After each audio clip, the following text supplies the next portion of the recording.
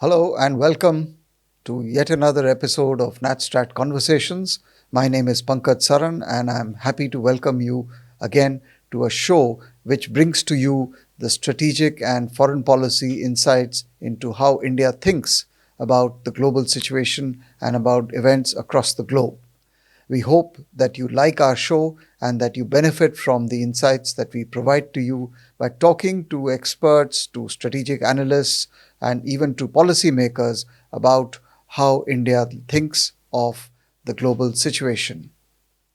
Today, we have with us a noted strategic analyst from New Delhi, Zorawar Daulet Singh, who is no stranger to the strategic community both in India and indeed globally.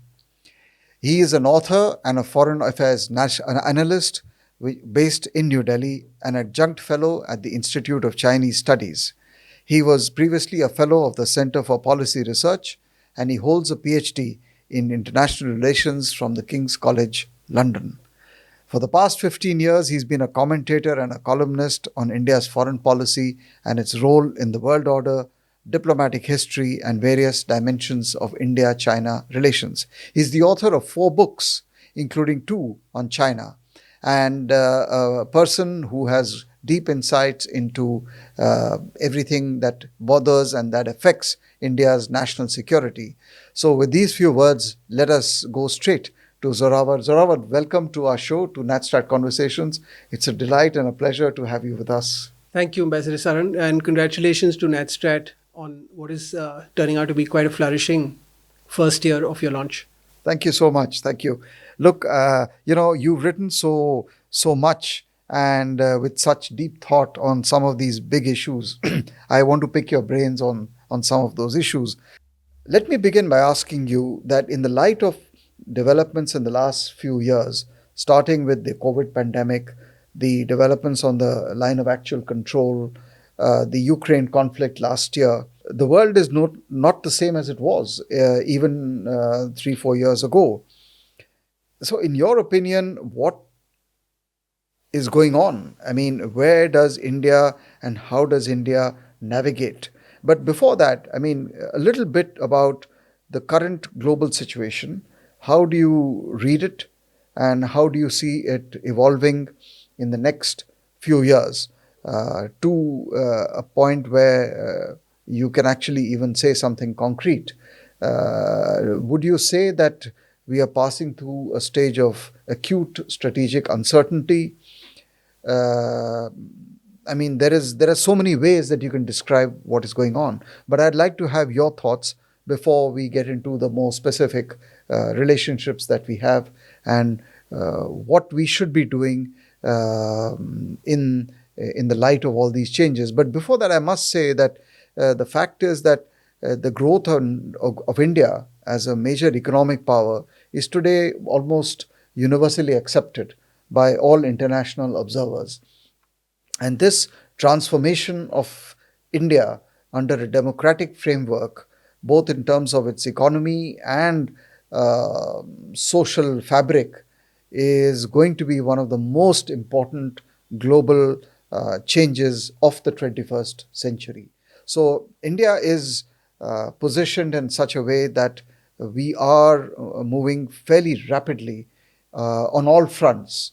And at the same time, we have this rather unstable and uncertain world in which to fulfill our national ambitions. How do you see these two contrary pulls and pressures and impulses feeding into each other, and how are we going to realize those ambitions that we have set for ourselves?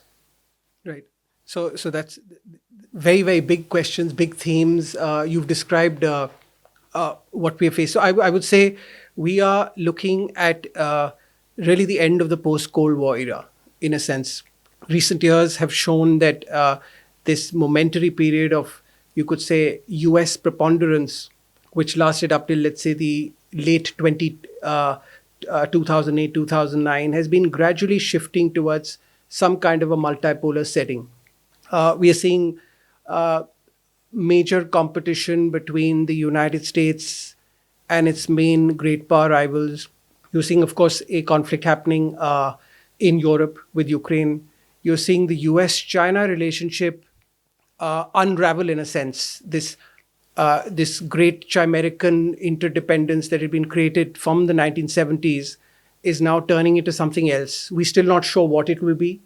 It might not be a Cold War, it'll be something else. We're also seeing, of course, in the global south, countries like India are now recovering bargaining power. They're recovering a certain sense that they have an opportunity to shape where this world order is heading. There are, of course, many facets to it. There's an economic facet.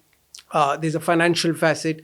India's been, and of course, a security facet across this Eurasian, Indo-Pacific sort of geopolitical balance, so to speak. We have certain, that is, the Indians have a certain outlook to what these spaces should entail. I think what you had introduced, what I had written, I was really responding to right from 1947, in a sense, because of the colonial experience. India was kind of presumed in the West and even in the East that it is a natural part of the Western world. We saw the first generation of Indian leaders dispel that through a concerted ideological approach and ideational approach. We used to call it non-alignment. But there was also something deeper. I think the Indians, after being subjugated for so long, were trying to sort of project that they are destined for something bigger. We, of course, did not have the resources. We did not have the material wherewithal at the time to even realistically say that those aspirations could happen in any realistic time frame. But yet, I think the DNA of India's strategic culture is that we are destined to play an independent and a big role in whatever world order takes shape. The Cold War, of course, kind of put that aside, but yet.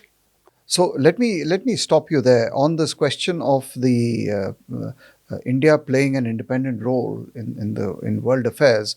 Let me bring you therefore to one of the most consequential relationships, and that is with the United States. A lot has happened. The relationship has moved very, very fast. How do you see and place the India-US relationship within the broader context of a bigger and a larger goal, which is the advancement of India's national interests in the region and globally? And to what extent and how fast should India pursue this relationship? What are the aspects that we must keep in mind while we proceed with this relationship? There is no doubt that this is an extremely important and vital relationship for India. But we have also at the same time to realize that the United States is a global power. And so global powers, by definition, their interests transcend sub-regions of the world. India is not a global power. So this asymmetry between dealing with a global power and a country like ours, which so far has influence and interests in a more circumscribed area, how does this work in future? And just a little bit about how this relationship is and what do you think India should be doing to take this forward? Right. So as you suggested, we're dealing with two very complicated, historically rich entities, in a sense, which are trying to form a strategic partnership. At least that's their professed goal. There's an asymmetry of power. There is an asymmetry of the types of interests and security commitments. And there's also an asymmetry or a dissonance in the world order visions that both sides have. Having said that, there is a common consensus in both establishments that a strong and stable Indo-US relationship is good for both countries and good for the regional and world order. Now, once you translate that into the specifics, there are, of course, certain contradictions and tensions that keep cropping up. And I think we should also accept those and maybe articulate on some of those. I think to begin with, I would say that of course, as we know, there's a Cold War history to this. Despite repeated attempts by both sides to find some kind of understanding during the Cold War, let's just say both sides pursued policies that did not allow for this kind of a common understanding. Despite that, even during the Cold War, there were certain common security perceptions, at least until the late 60s, that both had vis-a-vis, let's say, China. Even that sort of fell across because the Americans broke open the Chinese behemoth. They formed a deep strategic relationship with the then Maoist regime, followed by Deng Xiaoping, right up to the present day. The present Indo-US partnership was forged in the unipolar world. I think that's very important to understand because the edifice of this came from India resisting containment. It then overcame that with the nuclear deal. We formed an understanding that you will have a strategic program, there will be strategic autonomy. Americans accepted that, and then it took on a new dimension. So I think the end of American containment or pressures on India itself was a major success. Now we move to the second phase, which comes, let's say, after 2008, 2009. That's the time, if we go back to our introduction, world order is undergoing enormous changes, complex changes across spheres. And this is the time when India and America are now trying to take their relationship from managing differences to now trying to find common ground over big questions of the day. I would say that's where the balance sheet has been kind of fallen short to some extent. I would say the success is the economic trade investment, people to people, billions of dollars Indians spend on higher education in the United States. Let's confront, in fact, even the security question, the China question, the elephant in the room, so to speak. Both sides are quite aware that a rising China will pose complications and challenges to their individual national security interests. Now, when we sort of unpack that, we see America's main priority is really in East Asia, in the Western Pacific. It has deep security alliances there, and right from its relationship with Taiwan to all the way to Japan, the Korean Peninsula, Australia. India, on the other hand, while it, of course, would like stability in that part of Asia, it's more concerned with the subcontinent and the Indian Ocean region. It has, of course, a very long and disputed frontier with China. It also has what is a common ally of the Americans and the Chinese in the name of the Pakistan Army. So we really have a hands full in the subcontinent. And I think when that is, Indians look at the relationship, security relationship with the United States, we're really looking for two things. Can our capacity for military power become some sort of a deterrent to these security problems? Yeah. And two, what is the Indo-US relationship do to enhance India's regional preeminence or aspirations to restore some kind of leadership in South Asia? I think on both fronts, we need to be a little more sober and realistic on what America can do for us. A lot of it is to do with our own comprehensive national power. I don't think America is really interested in blocking Chinese influence, because if you look at Pakistan, which is the ultimate, you could say, the balancer so-called in South Asia, I think Beijing and Washington have far more in common than they have with us. So we've accepted these contradictions, and yet we are forming some kind of a strategic relationship. So I would say it's a work in progress. I think the Biden-Modi visit showed that both sides are willing to really make deeper bets now. And we have to measure those now, whether it's in terms of co-development and co-producing certain high technologies. I think it's important to also look back, what is the history of India's military technical cooperation with the major powers? Why did we pick the Russia relationship, really? It was a no strings attached relationship. It was relatively an affordable option. It allowed for some transfer of technology, but ultimately, it there was no end user requirements for how Indian power and force would be applied for its core vital security interests. I think the reason why Indian policymakers across establishments and across eras have faced a certain sense of hesitations of history, let's put it this way, of relying on American hardware is because a lot of it ultimately comes down to how you will be able to use it with Pakistan and China. Let's put it that way. So, if we're going to make a deep bet, firstly, I don't believe it's in India's interest to diversify away from Russia. I think the Russian military technical cooperation with India should be the center part of India's modernization. But around it, yes, we must have Western platforms.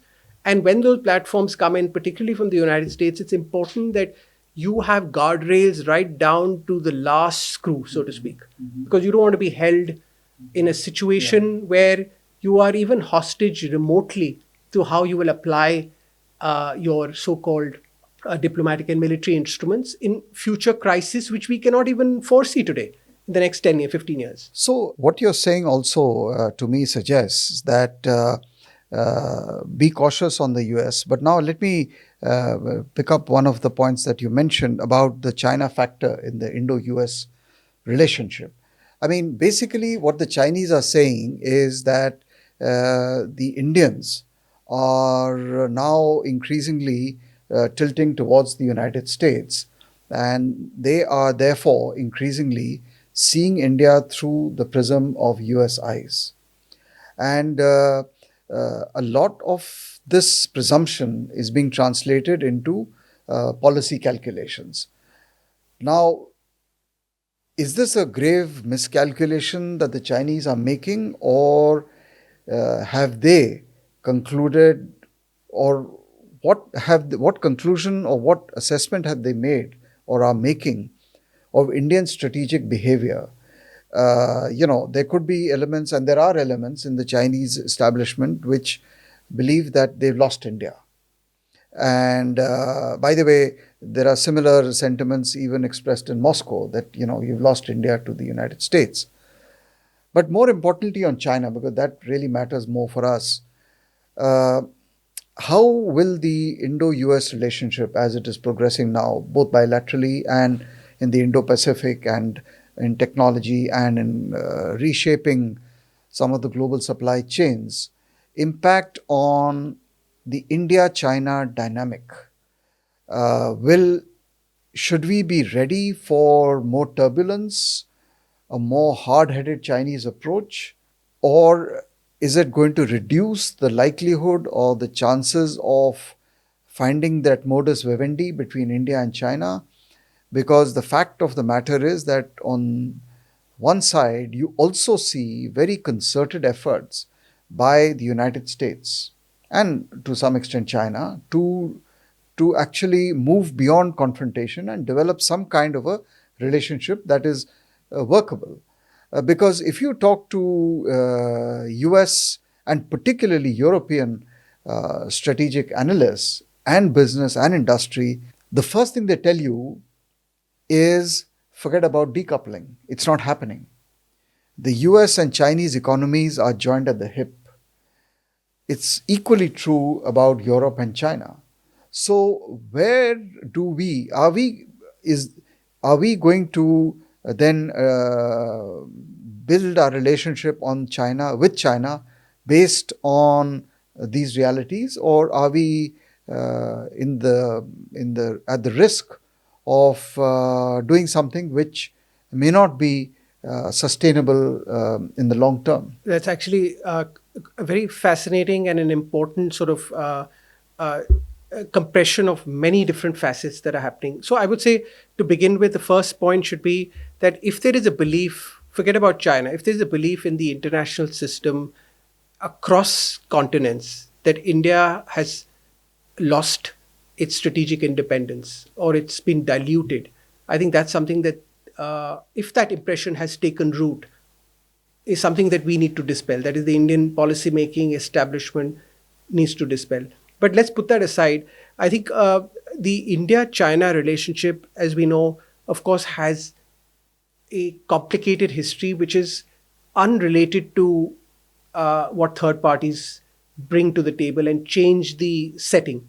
Let's call it the triangular setting, so to speak, or the quadrilateral setting when you had the Cold War with the two superpowers on India's side at one time and China kind of isolated, let's say pre-62 phase, vis-a-vis today where there's a belief that the Chinese have the Russians on their side while India has America's back. The India-China relationship has deep historical problems.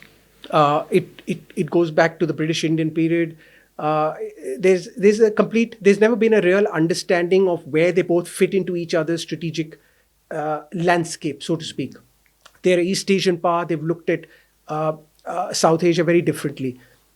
They have engaged in a balance of power policy right from the 1960s onwards.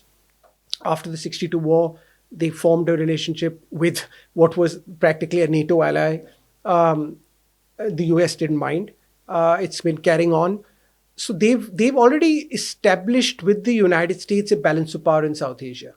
Now what we've come a bit late to the party in a sense. We're trying to now say we're going to counterbalance China, but it can't happen in South Asia, like I said. There are too many contradictions. So you are using the United States to alter your bargaining leverage with the Chinese.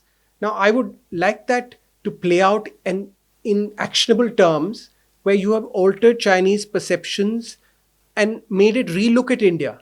I think what we are seeing is that they're not entirely convinced that the American relationship has in any way transformed India's power potential at this stage. So the hardliners in China, which it seems to me are shaping India policy, have taken a position, not that India has lost, but they are in competition is the foremost factor in their minds. It's manifested in the border. More borders, of course, not the cause of this. It's manifesting across. So I think the Chinese position is, if you guys are willing to cooperate, we'll cooperate with you, but we're not going to make concessions. That's ironically even the India's position. So you are at loggerheads, you're at a stalemate.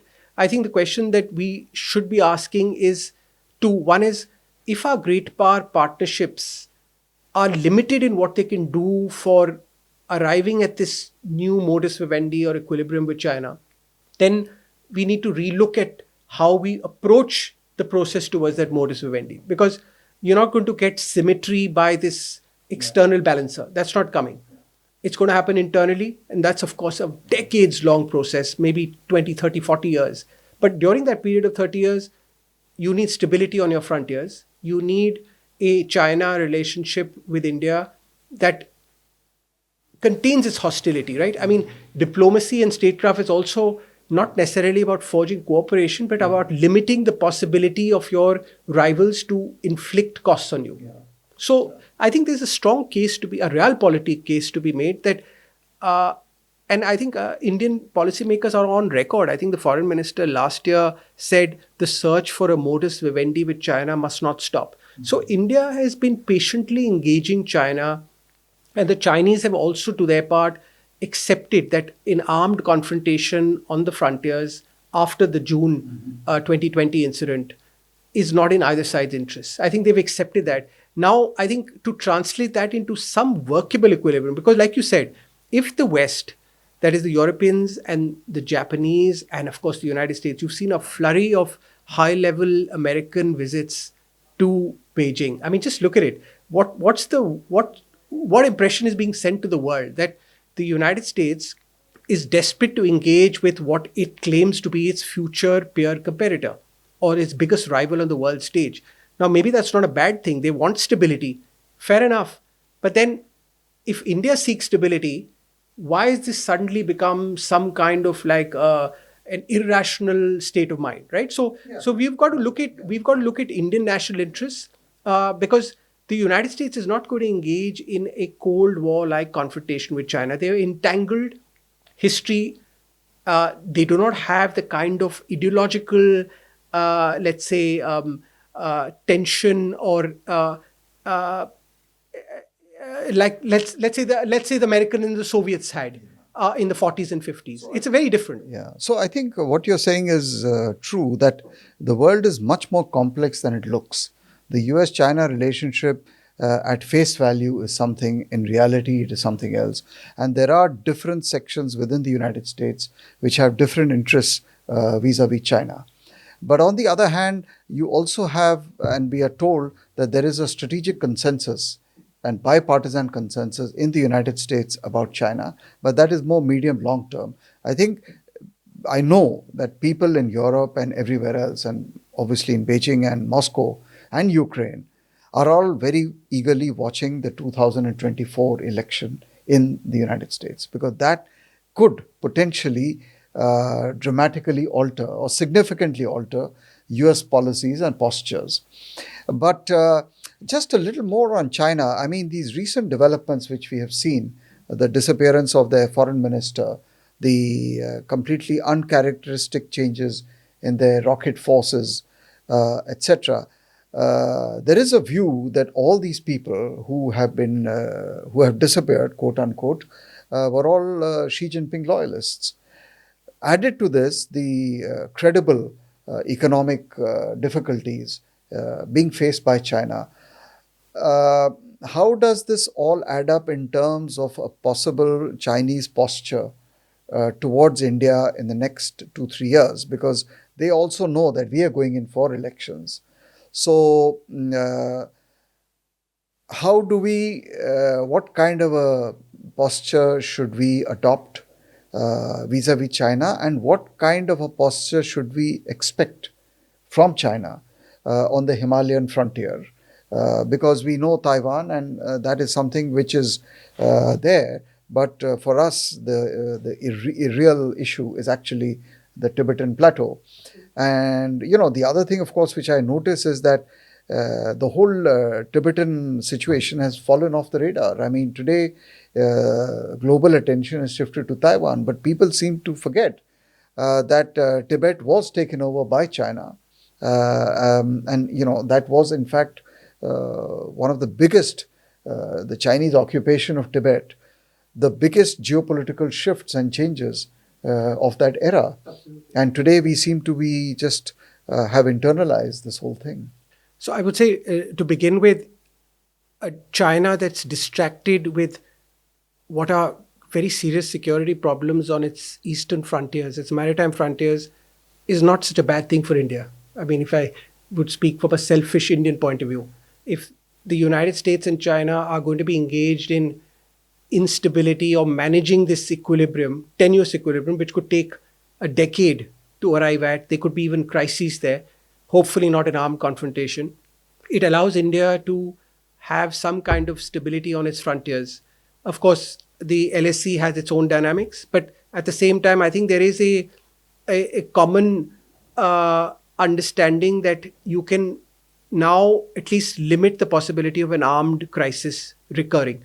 Now, whether you can stabilize and go back to the idea of peace and tranquility, which is what India is diplomatically trying to do in a negotiated way, I think that's going to take a bit more work for both sides, because we're seeing both sides are still at crosstalks. They're talking the terms of the rapprochement and renormalization. They don't agree on that, right? They don't agree. So what do you do about it? I mean, it's not even clear that, let's say, Modi and Xi sitting across the table can solve this problem, because the questions that both sides are asking for each other seem a bit difficult. I think the Chinese also, for their part, should, given the changes that are happening geopolitically and the possibility of, let's say, a renewed American allied security reinvestment on the eastern periphery, which seems likely, because if that doesn't happen, then the United States might as well then wish its global role farewell. So if that's the situation that China is going to face, then I think they need some kind of stability on the India front. There's no reason for them to have a two-front. There's no reason for us to have a two-front. Yeah, but I mean, since you've done so much work on China, I mean, a simple proposition like when they talk about multipolarity, a simple proposition that the first step in the road towards global multipolarity actually is in Asia. And unless and until you do not work towards contributing to a multipolar Asia, you cannot talk about a multipolar world. So, why do you think the Chinese are at all interested in working towards a multipolar Asia, or is a multipolar Asia going to come about despite the Chinese? I think the latter. It's going to, no great power ever welcomes the emergence of another great power, unless, for example, in the 70s, where the United States actually promoted or accelerated the emergence of Chinese great power status to counter the Soviet Union. We believe that the Americans might do that with India. As I described, I don't think that setting allows for India to be that balancer, to extract that kind of altruistic attention from the United States. So, but yet a multipolar Asia has already come into being, right? You have the United States, you have China, you have Russia, and you have sort of near great powers or rising powers that have very clear potential to be there in a time frame of a few decades. They already have some facets of it. So it's a reality. I think what we're talking of is, can we convert this Asian balance of power into an architecture that allows for not just the Americans and the Chinese to be running the show in their own bilateral way, but to allow for, which is why we constantly call of this ASEAN-centric approach, allowing for the non-Chinese, non-American states, which are a lot, right, to also have a very important role to play in various dynamics, whether it's the connectivity networks, it's the energy infrastructure, or the supply chains. There's so much that is not only going to be a China-centric. So I think the first step has been America is today accepting that Asia is not just China. So, Zorawar, I mean, we were talking about the India-China relationship, right? Now, interestingly, in the next 1 month, there is a almost certainty that Prime Minister Modi and President Xi Jinping will meet 2 times, once in South Africa and once in New Delhi. What do you think would be the nature of these meetings, and where do you think these meetings might lead to? But more interestingly, where do you think the relationship ought to be leading to, say, in the next 6 months or 1 year? Or do you think the Indian elections are going to contribute to a situation where the Indian government will pursue a holding operation, or the Chinese will pursue a wait and see approach? Both sides, a skeptic would say, are going to maintain a cordial but cold engagement in these two encounters. I mean, if you go by just the recent history since Ladakh.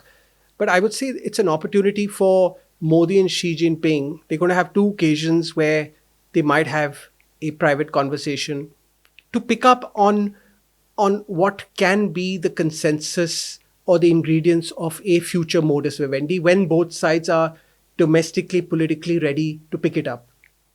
What would be those ingredients? It has to be the fundamentals, right? You're going to have peace and stability and tranquility on the LAC. You will also have a commitment where both sides will try and keep solving this 7-decade-old border dispute inherited by the colonial powers. And at the same time, you have various other areas where you have competition, collaboration. Those need to be now picked up, whether it's the BRICS, whether it's bilateral economic cooperation. So I think there's a lot on the table. I think the Indian side would like to pick up on some of the Modi's original vision with China. Of course, aware of what are the security challenges of a rising China as well. Wait. So, what is the problem for the Chinese to go back to status quo ante, as it existed in March 2020, to disengage, to de-escalate, and to demilitarize the entire Himalayan border? What is the problem? If the Chinese are reading everything and they realize what is happening, why are they not willing to accept that the 2020 was a strategic blunder on their part? What is the strategic calculation? There's no doubt that the border crisis of that year was a massive overreaction of the Chinese of what was years of militarization of the LAC. I think the decision they took in retrospect, of course, has had enormous costs for them in terms of the type of India relationship. Now, the fact that they're willing to bear it till today means they've obviously taken some kind of an internal decision that we're going to let the India factor be at this distance. So I don't know if that's going to change. And frankly, I'm not even sure what we can do other than to build yourselves up comprehensively to change that. Now, the time frame from that is, of course, beyond the next 1 month. So all we can now realistically aspire for from a leadership level is that have the guardrails in place. You're going to have this stalemate. You're going to have an agree to disagree posture. But yet you have diplomats meeting. You have the National Security Advisor meeting their foreign minister. You have the foreign ministers meeting. You have but to cut through everything, yeah. on whom does the onus lie for restoration of normalcy? Does the onus lie on India or does it lie in China? In my view, it lies on China. Absolutely. So, as far as the border crisis is concerned, I think the Chinese can, in a very, very sensible way, take a call, an investment, where they, what will be seen by them as a concession on the LAC, if that's what it takes to make things normal. Now, at the same time, that normal India-China relationship also needs to be discussed. What is that normal relationship? Yeah, sure. Is it going to be a new normal or is it going to be the old normal? So I think, which is why the whole conversation for a rapprochement and a modus vivendi must have the border, but it must also have all these other issues on the table as well. Okay. And this grand bargain, even if it lasts one more term of a government or 5 years, 8 years, I think these are important sort of advantages that both sides can accrue if they were to agree on the terms of that. Okay. But it has to be, all issues have to be on the table. And I suppose the Indian side where they take the first step, that's something that can be done. But those are details to be figured out if both sides have the will to do it. So it's not difficult to firstly solve this problem.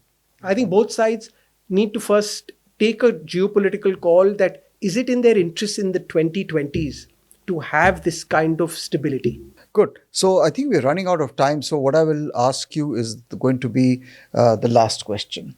You talked about, we began with the global order and the whole flux and the uncertainty. What I want to ask you is, let me put it like this. There are sections of the strategic community who either directly or by hint say that multipolarity is the equivalent of anti-Americanism. That, any talk of either strategic autonomy, quote unquote, or multipolarity or a multipolar world is in some way seen as being anti-American.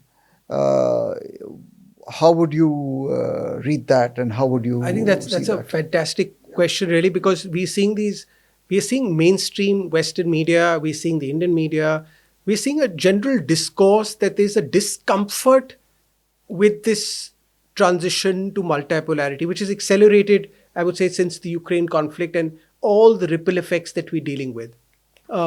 Why is this happening? I think there's a impression that India is at odds with this non-Western world. This is not its natural place.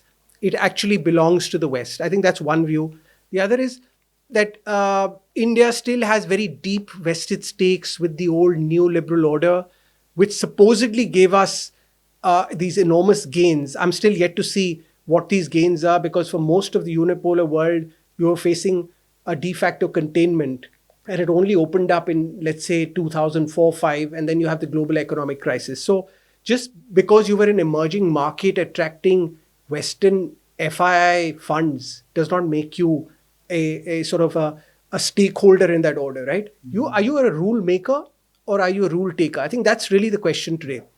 And if you're going to be shaping this multipolar world, then you have no choice but to be on the table with those who are dissatisfied with the G7, the US dominated, let's say, the financial system, the trading system, or the Bretton Woods system, which we have openly said do not accommodate for developing country interests. Now, nobody's saying to go in a zero-sum fashion. We need frameworks, which is why we created the BRICS, co-developed it. BRICS created institutions like the New Development Bank. It's now talking of encouraging non-dollar forms of trade. What those take are a matter of details. I think the concepts that India has been propagating. Also, let me get into this idea of this multi-civilizational world, right? Because multipolarity could also be a very European-style multipolarity, where all the states of the system are of a common cultural, ideological sort of consciousness and base, which is what the European states were. In this multipolar world, that's obviously not the case, right? You've got the Western civilization, you've got various Eastern cultures. You've got the Chinese, you've got the Vietnamese, you've got the Indians, the Japanese, you've got the Russians, Iranians, which means that the world is going to be more diverse than any other previous multipolar system that we can record in history. Now, if you are saying that you want a plural, multi-civilizational world, and of course, India is one of those, the Indic civilization that we, as in a major part of the Indian polity today, embraces. Whether you agree with how it's being done, you may disagree, but the very essence of the Indian soul, if it is being rejuvenated through its own internal domestic changes, you want an international order to support that, or do you want it to be deprived of that and you become some sort of synthetic neoliberal state? I think those aspects is what Indians should really be concerned about in what is this framework of multipolarity going to be? Yeah. Is it going to be this open, plural, diverse order which allows for many different states to exist?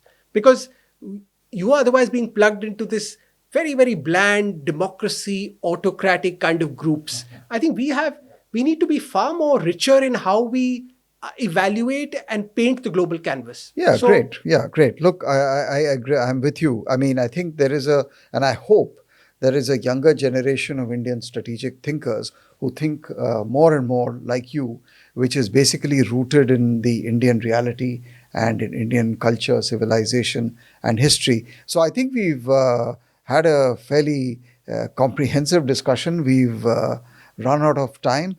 But let me thank you, Zorawar, for being with us. And I hope, viewers, you have enjoyed this conversation. Please do keep watching NatStrat Conversations. We will continue to bring you such conversations regularly in the future. Thank you so much for watching. Thank you so much for following. Goodbye.